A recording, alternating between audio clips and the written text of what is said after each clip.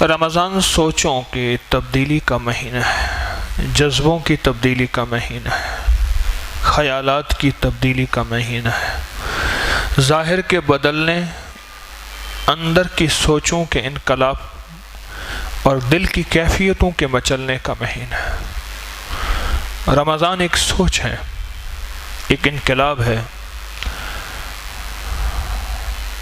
رمضان انسان کو کچھ فیصلے کرواتا ہے کہ زندگی کے دن اور رات پہلے اور تھے، اب اور ہوں گے، اور زندگی کی سوچیں اور انداز پہلے اور تھے، اب اور ہوں گے۔ رمضان انسان کے اندر صبر اور حوصلے کا مزاج اور طبیعت میں احترام اور رواداری کا مزاج پیدا کرتا ہے۔ رمضان میں ایک مزاج بدلتا بھی ہے، بنتا بھی ہے۔ انسان کی طبیعت میں ہے کہ جو چیز زیادہ عرصہ انسان اس کی زندگی میں رہے پھر اسی پہ ڈھل جاتا ہے۔ جن کا گدھوں سے تعلق ہے، دن رات گدھوں کے ساتھ رہتے ہیں، ان کی طبیعت میں گدھے کا اثر ہوتا ہے۔ حدیث میں آتا ہے کہ اونٹ والوں میں تکبر ہوگا، آقا مدینے والے نے فرمایا، مفہوم ہے، اور بھیڑ بکریاں پالنے والوں میں تواضع، مسکنت ہوگی، فقیری ہوگی، مسکینی ہوگی۔ جانوروں کا اثر زندگی پہ پڑتا ہے، عبادتوں کا اثر نہیں پڑتا،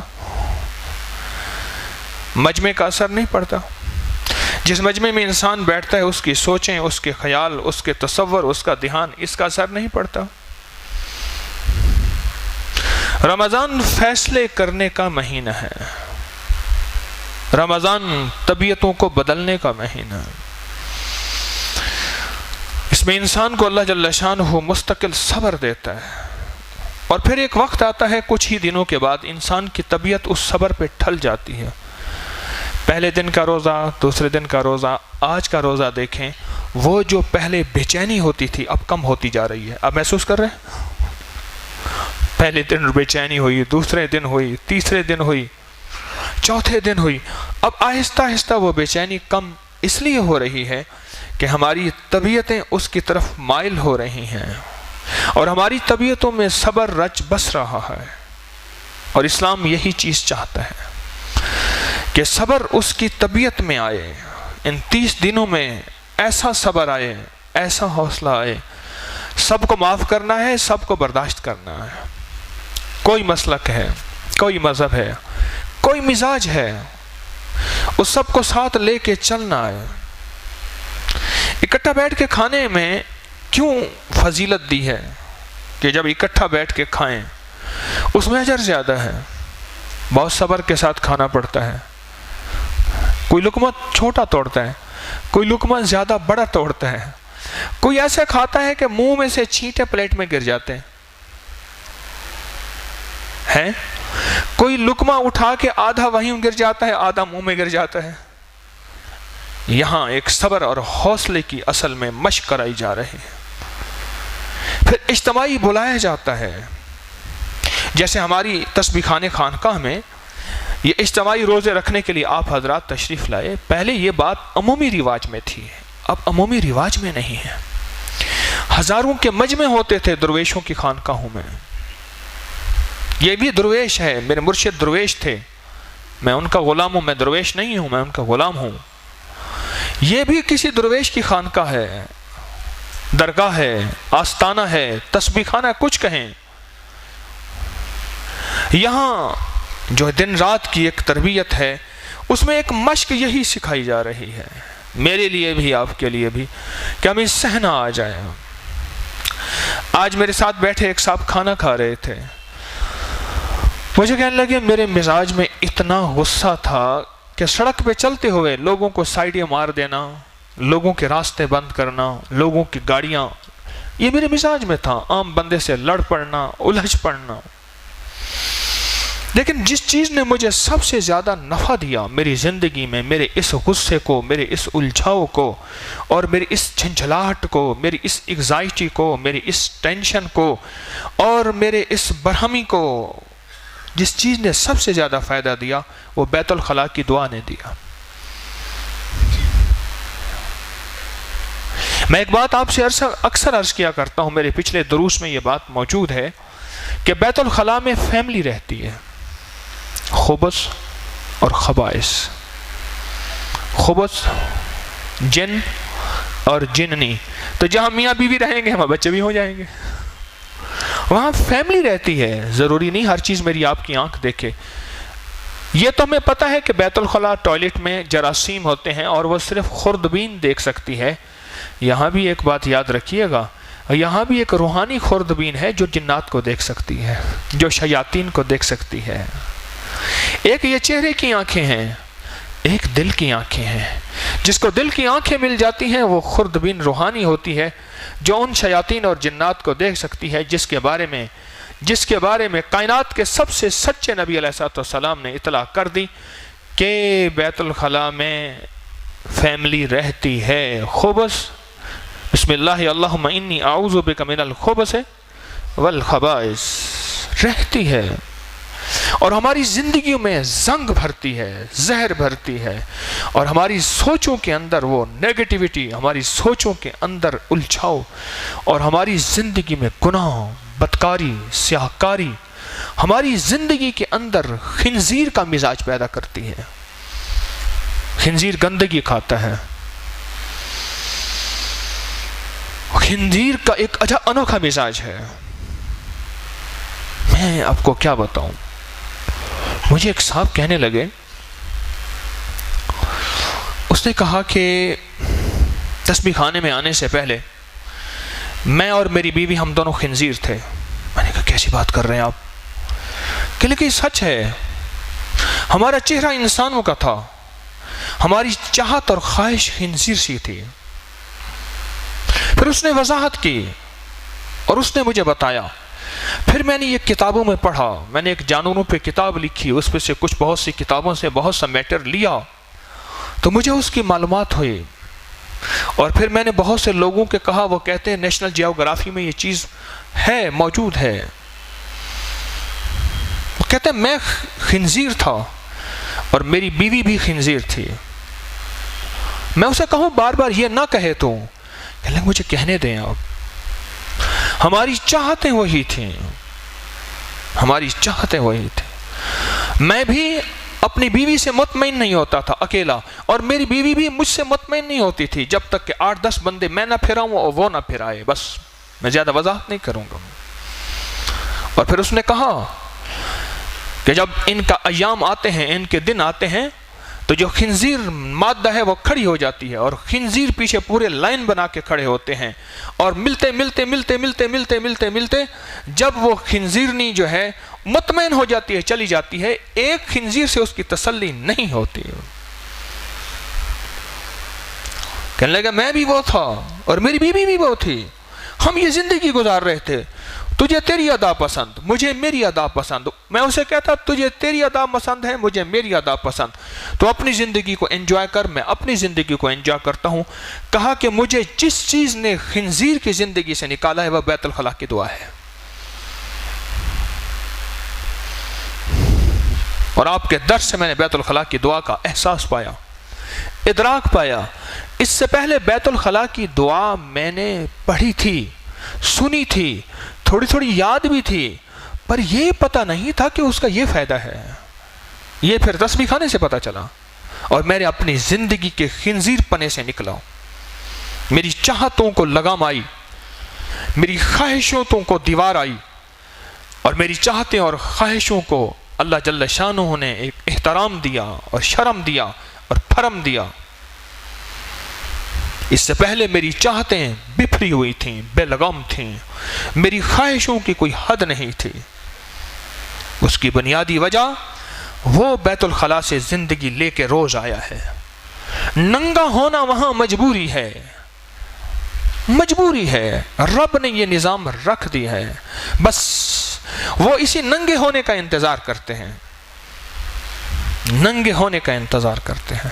مجھے کئی لوگوں نے بتایا جن کی دل کی آنکھ کھل جاتی ہے، مجھے خود بتایا کہ ہم نے بیت الخلاء کے اندر بچے دوڑتے دیکھے، مائیاں دیکھی، گھر دیکھے، بڑا ہوا ہے، ایسے جیسے پورا کا پورا جو ہے ایک فیملی ہے، ایک ویڑا ہے، ایک گھر ہے، ایک جھگا ہے، ایک شگا ہے، لیکن ہم نے دیکھا بچے ہیں، ماں ہے، بیٹی ہے، کھانا ہے، پینا، یہ کیا ہے؟ عام نظر نہیں دیکھ سکتی. میں بات پھر وہی دہراؤں گا، جراثیم کو خوردبین دیکھ سکتی ہے، عام نظر نہیں دیکھ سکتی. ایک مشینی خوردبین ہوتی ہے جو جراثیم کو دیکھتی ہے اور کہتی ہے یہ وائرس ہے، یہ بیکٹیریا ہے، یہ فلاں جراثیم ہے. کیوں جی؟ عام نظر دیکھ سکتی ہے. اللہ پاک جل شانہ جس کے سامنے سے آنکھوں کے پردے ہٹا دے وہ قادر کریم ہے، وہ قادر کریم ہے. آنکھوں سے پردے ہٹا دے وہ ہٹا سکتا ہے.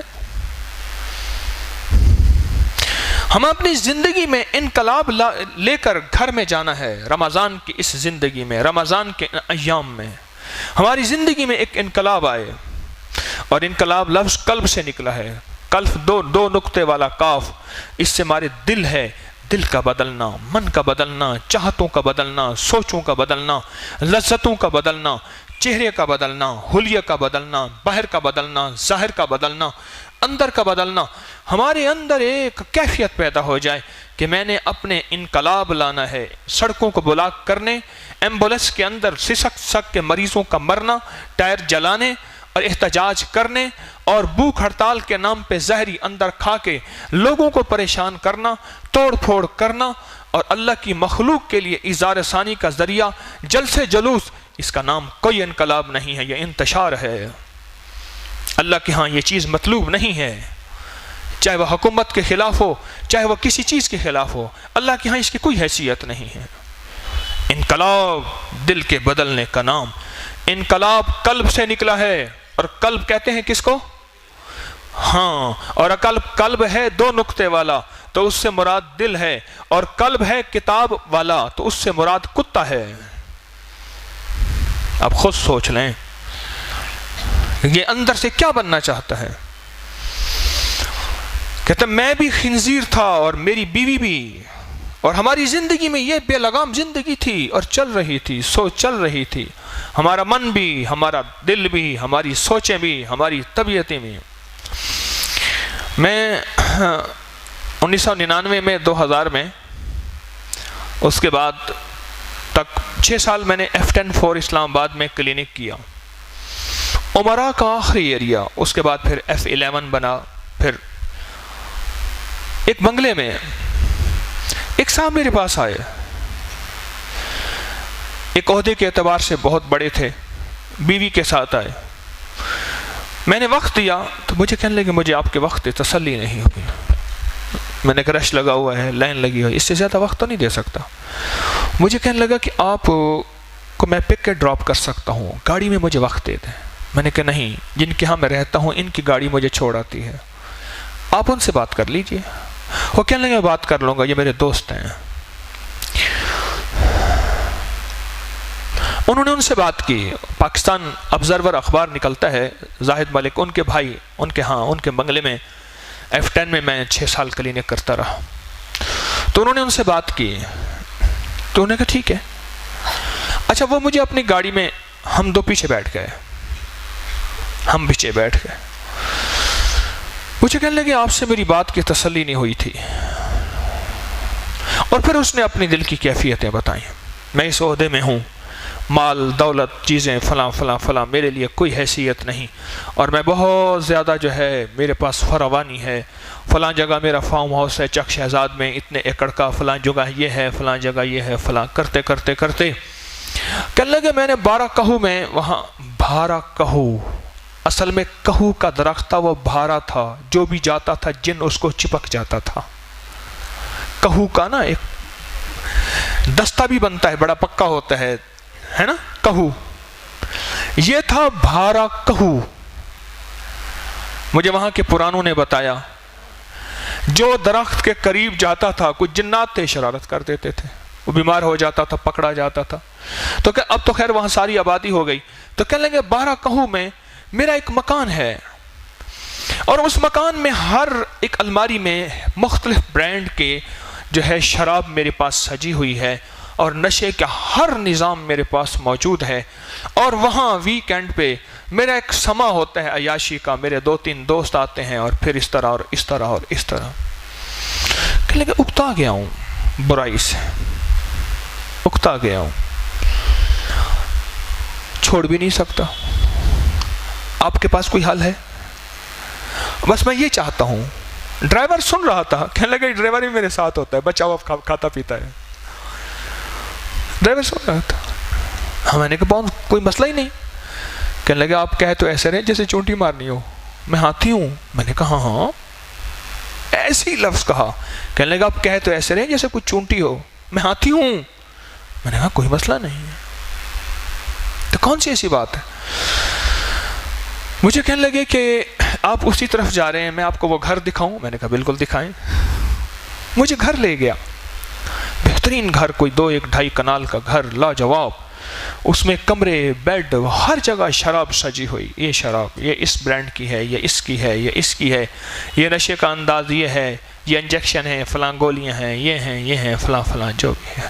یہ کچن ہے کھانے پینے کا. پھر ہمارے ہاں کھانے پینے چلتے ہیں, ٹکے چلتے ہیں, کباب چلتے ہیں, فلاں چلتے ہیں, فلاں فلاں بڑے بڑے عہدے بتائے وہ بھی آتے ہیں وغیرہ. اس میں اکتا گیا ہوں. میں نے اسے ایک واقعہ سنایا. میں نے کہا پنجاب کا ایک وزیر اعلیٰ تھا, وہ بیٹھا ہوا تھا. مجھے اس کے خادم خاص نے بات سنائی. بیٹھا ہوا تھا پنجاب کا وزیر اعلیٰ, تو کہنے لگا دیکھو بھائی تم کہتے تھے برائی, میں نے برائی چھوڑ دی ہے.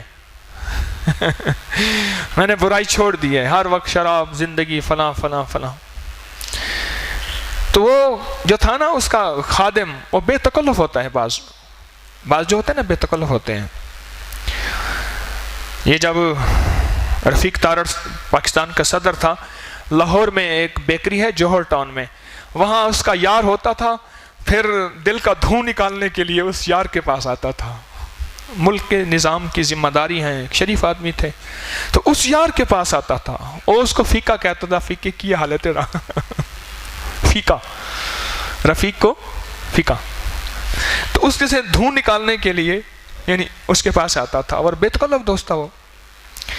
تو اس نے کہا اس کو کہہ کے, اس نے کہا جی, اس کا نام لے کے, میں نام نہیں لیتا, اس نے کہا جی ایک بات کہوں. بات یہ ہے اصل میں برائی آپ کو چھوڑ گئی ہے. آپ کہتے ہیں میں نے برائی چھوڑ دی ہے, آپ کو برائی چھوڑ گئی ہے.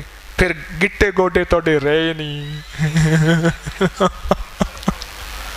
گٹے گوڈے یعنی جسم کی سکتیں, طاقتیں, قوتیں, انرجیاں وہ رہی نہیں. تم کہتے ہو برائی چھوڑ دی ہے, برائی تمہیں چھوڑ گئی ہے.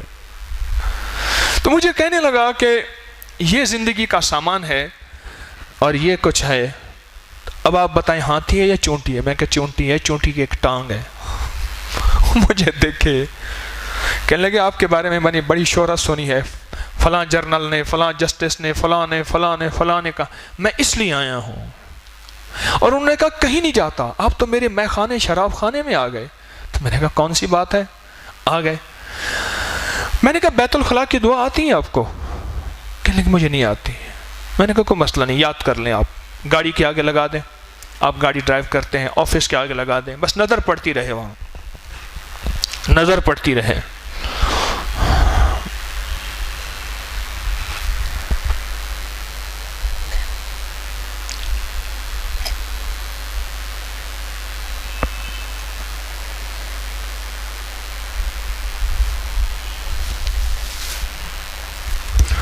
بس آپ اس کو میں نے کہا یاد کر لیں. اور یاد کرنے کے بعد سارا دن اس کو پڑھتے رہیں, کھلا, کوئی تعداد نہیں. اور جب بیت الخلاء میں جائیں باہر سے اس کو پڑھیں, اور اندر جائیں تو دل ہی دل میں پڑھیں, زبان سے نہیں پڑھیں, کیونکہ بیت الخلاء میں زبان سے ذکر کرنا شریعت کے خلاف ہے. بس آپ یہ پڑھیں. کہنے لگے میں نے کچھ وظیفے کیے تھے, کسی نے بتائے تھے, چھوٹ جاتے ہیں, پڑھے نہیں جاتے, اور پھر فائدہ نہیں ہوتا. میرے اندر شراب اور گناہ اتنا ہو گیا, اتنا میں سیاہ ہو گیا ہوں کہ یہ چیزیں کوئی اثر نہیں کرتی. میں نے کہا آپ کر کے دیکھیں تو صحیح. کہنے لگے آپ دعا کریں, بس آپ مجھے پتہ ہے آپ کی دعا سے ہوگا. میں نے کہا انشاءاللہ میں دعا کروں گا, اللہ آپ کے گمان کے بقدر اللہ ویسا کر دے. آپ کا گمان میرے بارے میں ایسا ہے تو اللہ کر دے گا. آپ یہ پڑھیں اور مجھے وقتاً فقتاً آپ بتاتے رہیں کہ آپ اس کو پڑھ رہے, نہیں پڑھ رہے, پڑھنے نہیں پڑھ رہے. اور اگر کہنے لگا کہ اگر پڑھتے ہوئے ان چیزوں کی ڈیمانڈ ہو، میں نے کہا بالکل کرو. کہنے لگے یہ تو لاجواب ہے. کہنے لگے پہلے روکتے تھے، آپ روکتے نہیں ہیں. میں نے کہا بالکل ٹھیک ہے، ویکینڈ پہ جاؤ، ہم تم ہوں گے، کالج ہوگا، رقص میں سارا نالج ہوگا، کرو موج میلہ. بھائی یہ نہیں چھوڑنا. میرے سامنے وہ ایک حدیث تھی، غور سے سنیے گا. یا رسول اللہ صلی اللہ تعالی علیہ وسلم، وہ شخص دن کو نماز پڑھتا ہے اور رات کو چوری کرتا ہے تو اس کے بارے میں کیا حکم ہے؟ فرمایا اسے نماز سے نہ روکنا، ایک وقت آئے گا یہ نماز اسے چوری سے روک دے گی. اب آقا نے یہ نہیں فرمایا اسے چوری سے روکو. غور کریں ذرا، میرے مدینے والے کی حکمت کو دیکھیں، بصیرت کو دیکھیں، نبضوں پہ ہاتھ دیکھیں. یہ نہیں فرمایا جاؤ اس سے چوری سے روک دو، فرمایا نماز سے نہ روکنا. ان الصلاۃ تنہا عن الفحشاء والمنکر. ہاں کہ نماز بے حیائی برائی کے کاموں سے روک دے گی، اسے نماز سے نہ روکنا. یہ نہیں فرمایا جاؤ اسے چوری سے روک دو. یہ حکمت نبوت ہے، یہ میرے مدینے والے کی حکمت اور بصیرت ہے. میں نے کہا کوئی بات نہیں، جیسے میں نے سگریٹ چھوڑنے، بیڑی چھوڑنے، پان چھوڑنے، نشہ چھوڑنے، ہیروئن چھوڑنے کا عمل بتایا کرتا ہوں، یا مانے ہو یا مانے ہو یا مانے ہو، پڑھو. بے شمار لوگوں کا سگریٹ چھوٹ گیا، پان چھوٹا، بیڑی چھوٹی، شیشہ چھوٹا، گٹکا چھوٹا، نشہ چھوٹا، ہیروئن چھوٹی، افیون چھوٹا، چرس چھوٹا، بھنگ چھوٹی، صرف لفظ یا مانے ہو. وہ کہتے اگر میں سگریٹ پیتے، میں نے کہا ہاں پڑھ. کیوں؟ لفظ اللہ اپنی تاثیر دکھا کے جاتا ہے اور بتا کے جاتا ہے. ایک وقت آتا ہے دل کی کیفیت اور وجدان ایسا ہوتا ہے کہ وہ عرش سے جا کے ٹکراتا ہے اور وہیں سے تیرے لیے ہدایت کے فیصلے ہو جاتے ہیں. تو پڑھتا رہے یا مانے ہو، پڑھتا رہے یا مانے ہو. میں نے اس کا کہا سارا دن تو بیت الخلا کی دعا پڑھ، اور ایک بندہ مجھے دے، ایک بندہ ایسا دے کہ جو پیچھے تار کھچ رہی ہے، ایک بندہ مجھے دے ایسا کہ جو تیری طرف سے بھی پڑھے. کہنے لگا یہ ڈرائیور پڑھے گا جو مجھے بھر بھر کے دیتا ہے اور بچا ہوا پی جاتا ہے. میں نے کہا پڑھے گا؟ کہ ہاں جی سر جی میں پڑھاؤں گا. اور ڈرائیور جو تھا وہ اس کا تھا، پوٹوہاری تھا، یہ پنڈی سائڈ اس سائڈ کا تھا. ہاں جی میں پڑھاؤں گا. ایبٹ آباد والے نا اکثر لفظ میں جی زیادہ کہتے ہیں، جی جی، اور یہ اچھا انداز ہے. ہاں جی میں ایبٹ آباد، ہری پور، یہ لفظ یہاں جی زیادہ استعمال ہوتا ہے لفظوں میں، جی.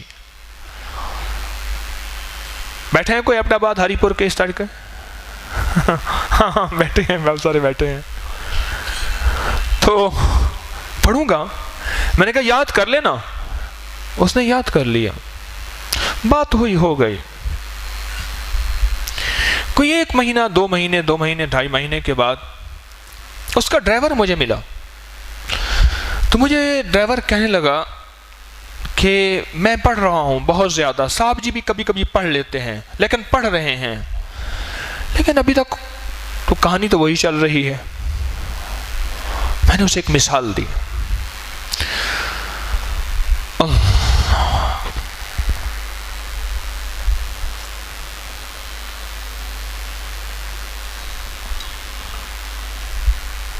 ٹھنڈا بہت ہے، ٹھنڈا بہت ہے، ٹھنڈا کم کریں. میں نے اسے ایک مثال دی. میں نے کہا تیرے ترازو میں ہے 5 کلو، ادھر ترازو میں ہے 5 کلو، ترازو ہے برابر. اب اسے 5.25 کلو چاہیے تو ترازو جھکتا ہو جائے گا. تم پڑھتے رہو، جس وقت تمہارا ترازو پہلے برابر ہوگا، پھر ایک وقت کہے کہ ترازو جھکے گا. بس جب ترازو جھکے گا تیرا کام بن جائے گا. اور وہ پڑھتا رہا، پڑھتا رہا. آج بھی وہ شخص مجھے ملتا ہے. وہ اپنے عہدے سے ریٹائرڈ ہو گیا ہے کب کا، آج بھی ملتا ہے. اس کی پیشانی کا نور، اس کی آنکھوں کے اندر چمک،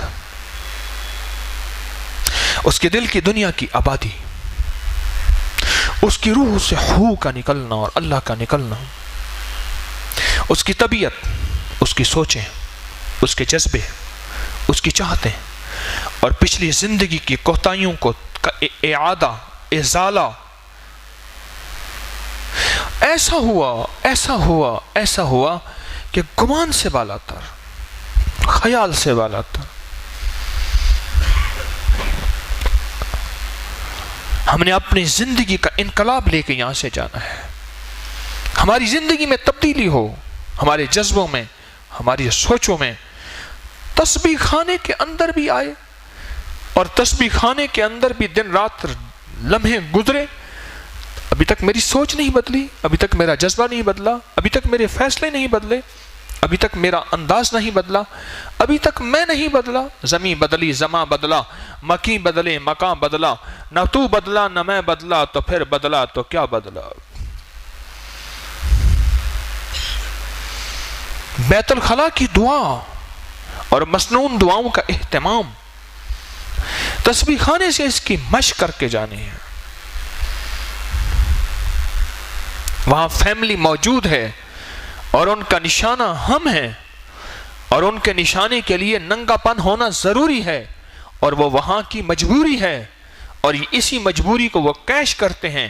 اور احادیث میں آتا ہے کہ جب بندہ ننگا ہو اور یہ بیت الخلا پڑھ لے، سطر اپنا کھولے، یہ دعا پڑھ لے بیت الخلا میں، تو اس کے اور بندے کے درمیان پردہ آ جاتا ہے۔ وہ اس کو دیکھ نہیں سکتے، چھیڑ نہیں سکتے، اس کو تکلیف دے نہیں سکتے، اس کے اندر فتنہ فساد کا انجیکشن لگا نہیں سکتے۔ اپنی زندگی میں سوچوں میں تبدیلی، اپنے جذبوں میں تبدیلی۔ صاحب کہنے لگے جب سے میں نے بیت الخلا کی دعا پڑھی، جن کا میں نے تذکرہ کیا، میرا غصہ ختم ہو گیا، میرا اعتدال آ گیا۔ پہلے ہر کسی سے لڑنا، الجھنا، ہر کسی سے پھرنا، میری ٹینشن ختم ہو گئی، میرے دل کو سکون، میرے من کو سکون، میرے دل کو چین، میری طبیعت کو چین آ گیا۔ ایک مسنون دعا کی طاقت ہے، ایک مسنون دعا کی تاثیر ہے۔ تو جو قدم قدم کی مسنون دعاؤں کا اہتمام کرتا ہوگا، اس کی زندگی میں کیا خیر گھلتا ہوگا، کیا برکتیں گھلتی ہوں گی، کیا راحتیں گھلتی ہوں گی، اور کیا رحمتیں گھلتی ہوں گی، اور اس کی زندگی کا چین ہوگا کیا۔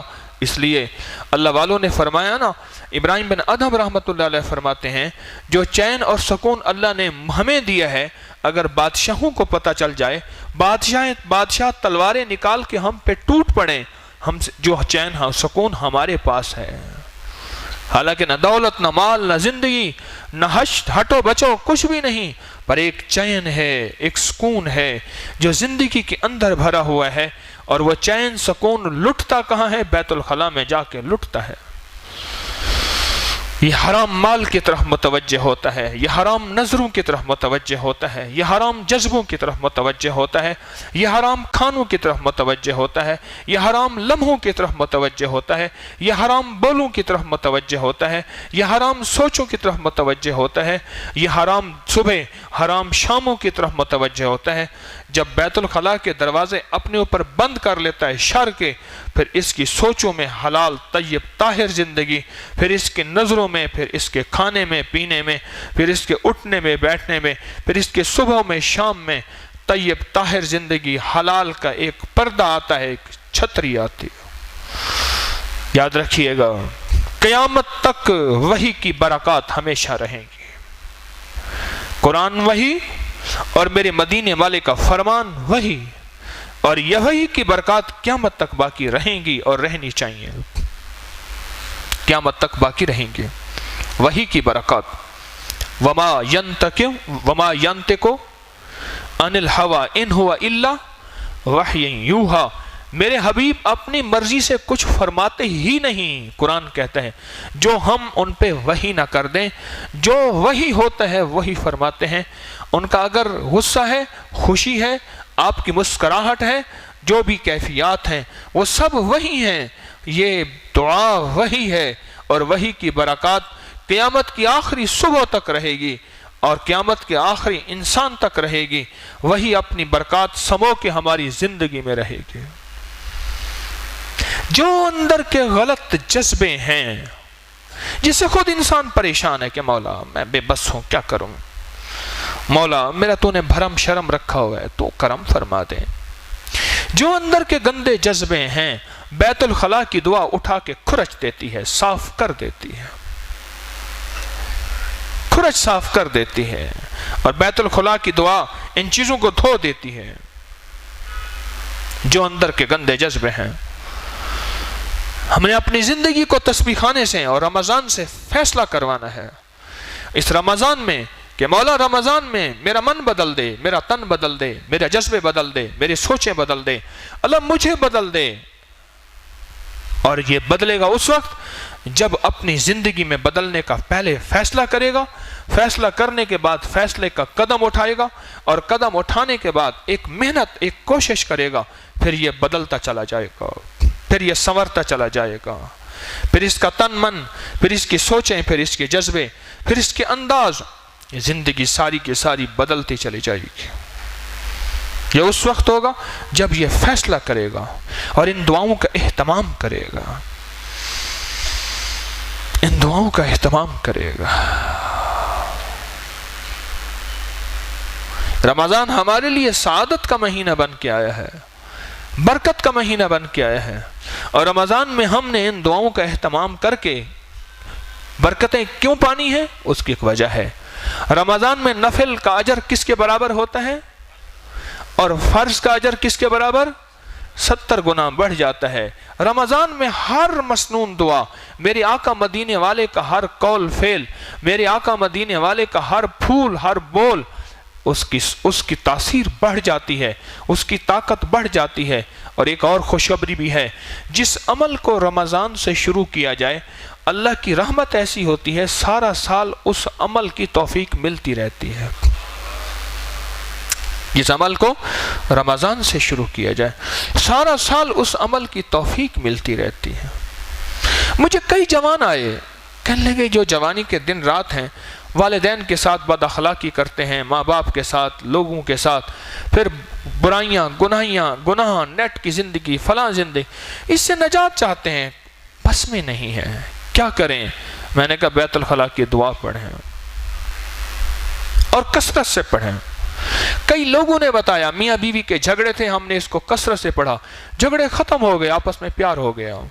آگ لگاتے ہیں، حدیث میں آتا ہے میاں بیوی کو جھگڑا دینے کے، آپس میں لڑانے کے لیے ایک پورا شیطان ہے، شیطان کا تخت پانی پہ بچھتا ہے، اور وہ پوچھتا ہے، وہ کہتے ہیں ہاں بھائی تو نے کیا؟ اس نے کہا میں نے قتل کرایا، اس نے کہا بیٹھ جاؤ۔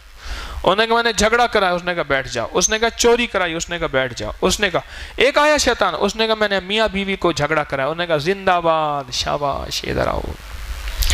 ہمارے ہاں ایک صاحب تھے، بنگلہ دیش کے تھے، ایک سفر میں، تو جہاں کوئی اچھا کھانا آتا تھا نا، وہ ایک لفظ کہتے تھے، زندہ باد، زندہ باد، زندہ باد۔ جیسے وہ کہہ رہا تھا نا، ابا سامار سٹا کہاں سو آئے، ابا سامار سٹا کہاں سو آئے، چھڑیا جلمی چھنا، سامار سٹا کہاں سو آئے، کھڑکی سے جھانک جھانک کے کہے نانی کا گھر بھی کہاں ہے، ہر اسٹیشن پہ کہے سامار سٹا ہے، تھک گیا، بچے تھے زیادہ، بس سامار سٹا کہاں سو آئے۔ تو وہ کہنے لگا زندہ باد، تو نے میاں بیوی کو لڑا دیا، کمال کر دیا۔ وہ اپنا منہ، انہوں نے کہا ہم نے قتل کرایا، انہوں نے کہا جخ مارا تم نے، انہوں نے کہا ہم نے انہوں نے کہا یہ جو کرایا نا، اس سے معاشرے میں انتشار آئے گا، پریشانی آئے گی، مسائل آئیں گے، نسلیں برباد ہو جائیں گے، اور یہی میرا مطلوب ہے۔ بیت الخلا کی دعا اندر ایک حفاظت ہے، اور انسان وہاں سے ڈسا ہوا نہیں آتا، وہ ایک انجیکشن لگا کے نا انسان کو بھیج دیتے ہیں۔ کراچی میں ہے ہل پارک، ہل پارک میں آج سے کوئی 20-22 سال پہلے کی بات ہے، میں وہاں گیا ایک دوست کے ساتھ، تو صبح وہاں ایک صاحب تھے، اس کو شمسو بھائی کہتے تھے۔ شمسو بھائی اخبار تلاش کر رہے تھے، اخبار کہاں ہے، اخبار لے گئے، بہت دیر کے بعد آئے اخبار لے کے، میں نے کہاں گئے تھے، کہہ رہے میں ٹوائلٹ میں گیا تھا، ٹوائلٹ میں بیٹھے اخبار پڑھ رہے ہیں۔ اخبار پڑھ رہے ہیں. میں نے سوچا کہ ان کے اخبار پڑھنے کی وجہ پتہ چلا کچوریاں کھاتے ہیں، نان کھاتے ہیں، حلوہ پوری کھاتے ہیں، چنے کھاتے ہیں. مولا یا نان نکال یا جان نکال.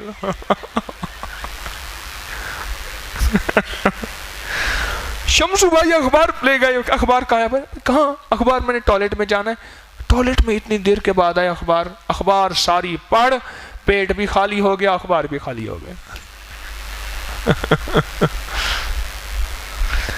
یہ بندہ میں سوچتا ہوں یہ بندہ جتنی دیر وہاں بیٹھا ہوگا کتنا ڈسا ہوگا، اور انہوں نے کتنے انجیکشن اس کو لگائے ہوں گے، اور اس کے اندر کی کیفیتیں ہوں گی کیا. اس کا پھر سکون، اس کی پھر راحت، اس کا پھر چین، اس کی پھر زندگی کہاں جائے گی.